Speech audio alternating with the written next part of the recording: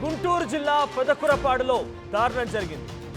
Running ట్రైన్లో ఒక మహిళ పైన అత్యాచారానికి పాల్పడ్డాడు దుండగుడు.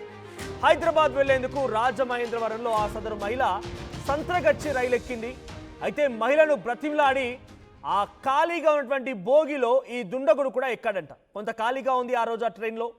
సో మహిళను కత్తితో బెదిరించి ముందుగా డబ్బులు నగలు మొత్తం లాక్కున్నాడు. ఆ తర్వాత రన్నింగ్ ట్రైన్లోనే ఆ సదరు మహిళ పైన నిందితుడు అత్యాచారానికి పాల్పడ్డాడు.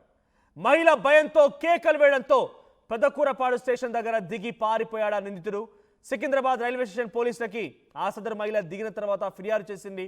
ప్రస్తుతానికి నిందితుడి కోసం అటు జీఆర్పీ పోలీసులు గాలిస్తూ ఉన్నారు.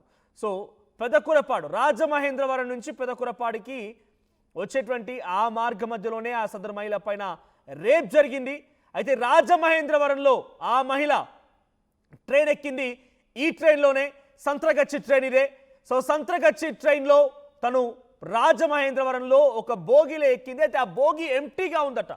అక్కడే ఎక్కినటువంటి నిందితుడు ఆ బోగి ఎంటీగా ఉన్న విషయం చూసి బతిమిలాడంట. నేను కూడా ఎక్కుతాను వస్తానని చెప్పి బతిమిలాడి ఆ కంపార్ట్మెంట్లోకి వచ్చాడంట.